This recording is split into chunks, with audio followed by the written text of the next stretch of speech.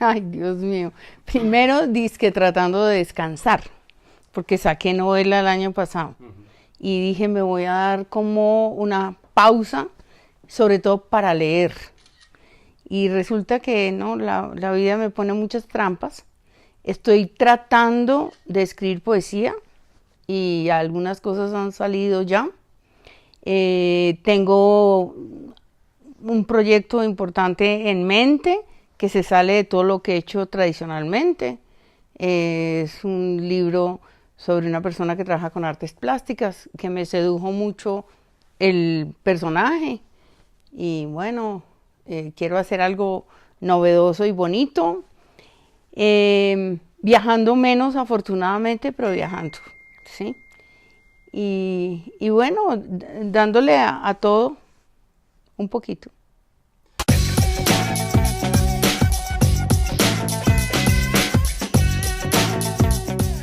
Bueno, en cada género se manifiestan de manera diferente, ¿no? Digamos que en la poesía se habla de un yo, que a veces es bastante confesional, digámoslo. Entonces no me planteo ahí nada en relación con, digamos, como teóricamente sobre la mujer. Las cosas van apareciendo, pero sí, la mujer aparece con mucha fuerza porque la mujer de alguna manera soy yo o yo le doy voz a otras mujeres en la poesía. En la novela, lo que he tratado de hacer no es una novela militante, de un feminismo militante, digamos, como una obviedad militante, digámoslo así. Pueden ser militantes de una manera muy, muy soterrada, muy secreta.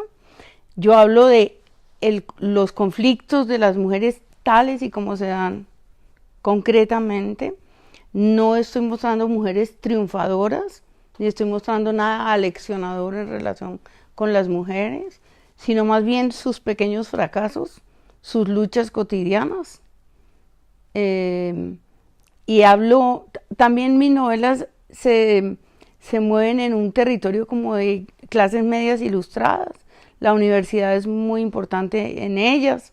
Entonces, sí, hablo de mujeres como un poco rotas, o que se tienen que repartir en muchas cosas y se sienten un poquito fracturadas, que son las mujeres de mi generación, que cargamos con unas cosas atávicas de las que no logramos desprendernos, que nos sentimos muy liberadas en otras cosas y conquistamos muchos territorios, pero que seguimos teniendo muchas tensiones, ¿no? Desde nuestra naturaleza femenina, digámoslo así. En el teatro, en el teatro yo me he ocupado más de mundos populares, ¿sí? Que también me interesan mucho, y hablo más declaradamente de la violencia masculina. Ahí por alguna razón, tal vez por el género mismo, todo esto es más explícito, ¿no? La violencia masculina, las distintas violencias, violencia sexual, violencia política, etcétera, etcétera. En fin, pero no es nada programático. Cada obra me llama a hacer una cosa diferente, ¿no?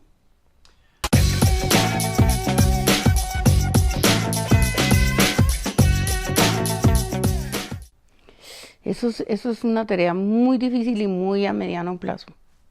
No digamos a largo, porque si nos lo proponemos, podemos hacer cosas muy importantes al respecto. Pero todo tiene que ver con la educación y también con los medios. Yo creo que la televisión, por ejemplo, perpetúa muchos prototipos, la publicidad. Es decir, cotidianamente tenemos que lidiar, ¿sí?, con una versión de la mujer muy anacrónica y muy de acuerdo con los patrones machistas. Las mujeres también podemos perpetuar ese machismo, pues en todos los estratos, no solamente en los estratos populares donde puede haber menos educación, por decirlo así. hay una conciencia machista muy arraigada que viene de generación en generación y romper eso es muy difícil. Entonces a la escuela le corresponde un gran papel en eso, a los maestros, ¿no? Educar en la sensibilidad a los hombres, ¿sí? Hacerlos comprender muchas cosas sobre sí mismos primero que todo y después sobre las mujeres. Y las mujeres tenemos el deber de ser combativas de una manera positiva, digámoslo así, ¿no? Porque es la manera como creamos empatía sobre la causa, no luchando con una agresividad que lo que cause es, pues, ahora he visto muchos memes que me han mortificado mucho, porque todo lo del Me Too y todo eso, con lo cual yo por supuesto estoy de acuerdo, pero donde hay como también una exageración a veces en las posturas, está causando una reacción que nos caricaturizan, ¿sí? Y son memes muy, muy irrespetuosos, pero que causan simpatía en la gente y lo reproducen. Esas cosas son muy difíciles también de combatir cuando vienen así, en esos empaques.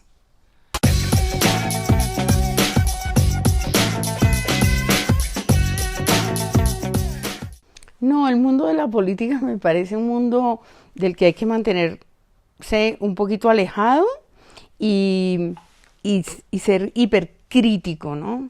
Porque es que lo que hoy es una cosa, mañana es otra.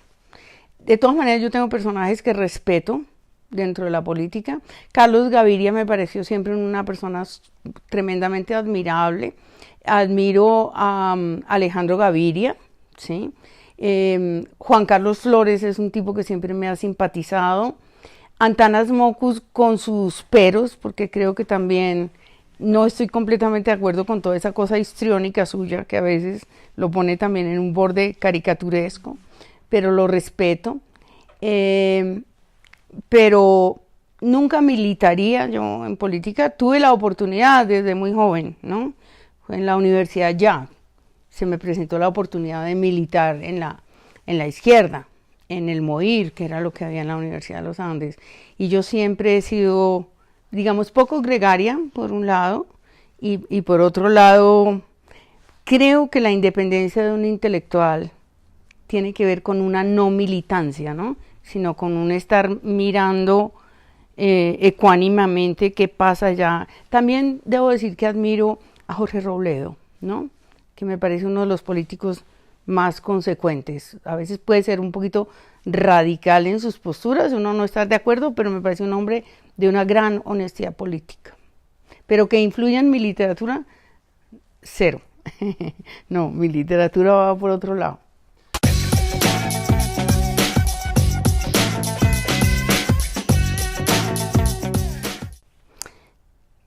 Pues me parece que el tema de la verdad es importantísimo, ¿sí? La verdad es absolutamente necesaria para la reconciliación y por eso es tan importante la JEP y por eso es tan importante también otorgar beneficios que a veces nos duele mucho otorgar. Porque si a cambio de las concesiones va a haber verdad, reparación y perdón, vale la pena hacer eso, digamos, ese sacrificio aparentemente de la justicia, ¿no? Es decir, que tipos que hicieron toda clase de desmanes y de exabruptos estén solo 8 años en la cárcel, a cambio de que declaren la verdad sobre lo que hicieron y comprometan a esos sectores escondidos, porque es que hay unos visibles, los guerrilleros, ¿no? Los paramilitares, pero detrás están los ganaderos y están los políticos y todo eso. Si se va abriendo brecha y se va descubriendo la verdad de estas cadenas, yo creo que hay posibilidades de que reparemos las heridas, que es de lo que estás hablando, ¿no? De todas maneras, viendo lo que está pasando en este país, pues yo soy pesimista. Sí, porque la muerte de los líderes sociales y además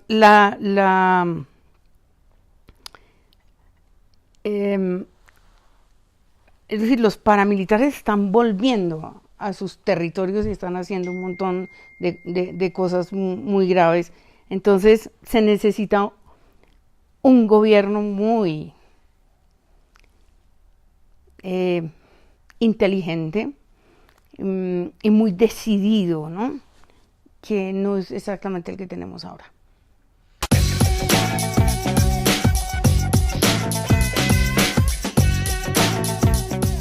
No, totalmente. Yo creo que es por ahí por donde comienza todo, ¿sí?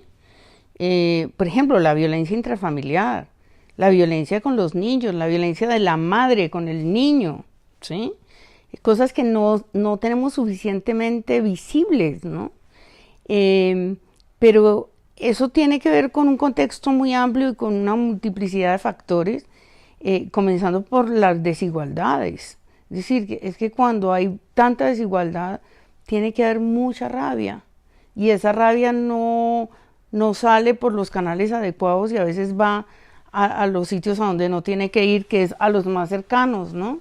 Y también eso genera la viveza, ¿no? No te están dando nada, mira a ver cómo te lo consigues, ¿no? Son todas cosas que van urdidas, ¿no? Entramadas. Entonces, mientras en este país no haya una justicia social suficiente y unas oportunidades verdaderas para todo el mundo, mientras siga siendo uno de los países más desiguales de la tierra, porque así estamos catalogados, esa violencia como implícita de todos los gestos, ¿sí? Pues no va a ceder. Y bueno, ciudades tan difíciles de vivir como una ciudad como Bogotá o una ciudad como Medellín incluso, ¿no? Donde la vida cotidiana cuesta tanto trabajo, es decir, donde hay que hacer recorridos larguísimos con horarios tremendos para las madres, para los padres, para los mismos niños que te tienen que levantar a las 5 de la mañana, bañarse, quedarse con la vecina mientras pueden llegar al colegio. Es decir, hay que replantear muchas cosas. Esta es una sociedad que necesita replantearse las cosas desde ahí, desde lo cotidiano, desde los pequeños cambios. Y para eso se necesita imaginación. Tener dirigentes que se salgan de esos patrones hiperrígidos de la política convencional y hablen desde otros lugares, ¿sí? Que de pronto el mundo ha producido hombres así, pienso, ¿no? Que están hablando de las pequeñas cosas también, no solo de las grandes cosas, ¿no? Políticos menos convencionales. Eso es a lo que tendríamos que aspirar, pienso.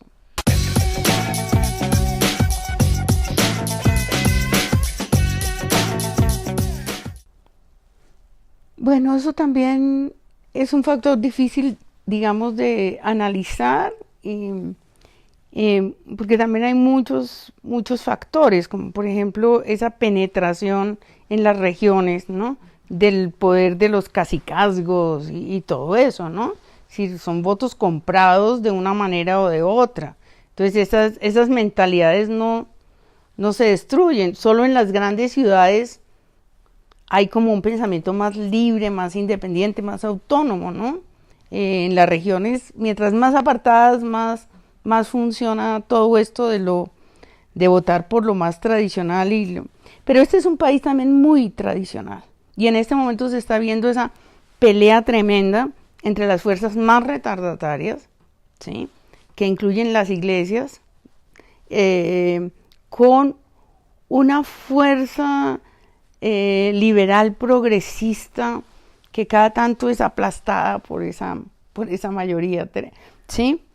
Muy dolorosamente. Entonces, lo único que yo veo que nos va a cambiar es una educación como debe ser, que no es solamente una educación amplia, sino una educación crítica.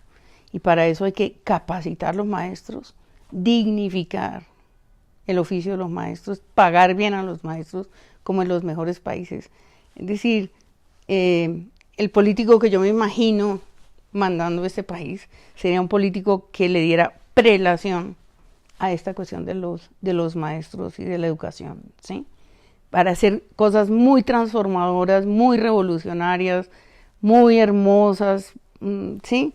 Proyectos innovadores. Todo eso suena fácil decirlo, ¿no? Pero es difícil hacerlo.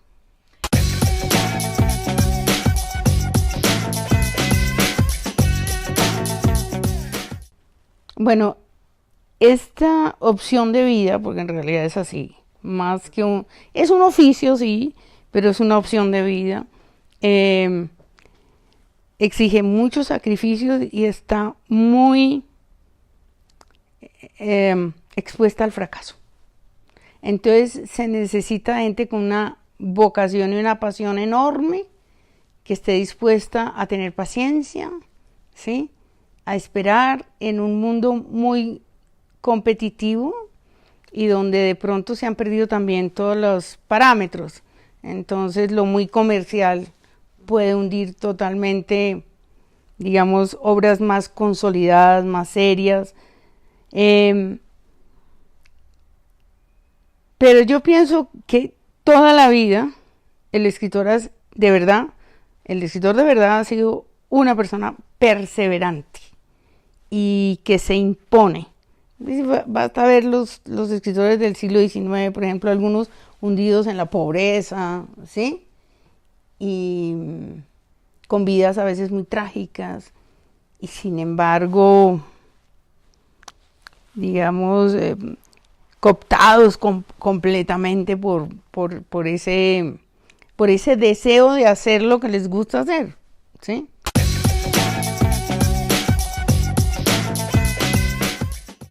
¿Qué libro u obra le regalaría al presidente Iván Duque?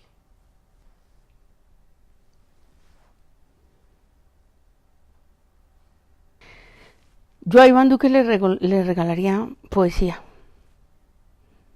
porque yo creo que todo buen gobernante debe tener sensibilidad para la poesía. Le daría un libro muy hermoso que Luis, por ejemplo, a Wisława Szymborska. En una palabra, su obra de su autoría favorita hoy en día. Bueno, yo claro que tengo una consentida, que es lo que no tiene nombre, porque la obra, pero esto es nomás ahí, ok. Repito. ¿Sí? Sí, yo tengo claro una obra consentida, que es lo que no tiene nombre. En una palabra, una mujer que usted admire de la política colombiana, sea presente o del pasado. Yo admiro a Clara López. En una palabra, lugar de Colombia favorito de Piedad Bonet. Bogotá es una ciudad que yo quiero. ¿Libros digitales o en papel? En papel. ¿Iglesia o Estado? Estado. ¿Es creyente? No. ¿Cómo le gustaría ser recordada? Como una persona buena.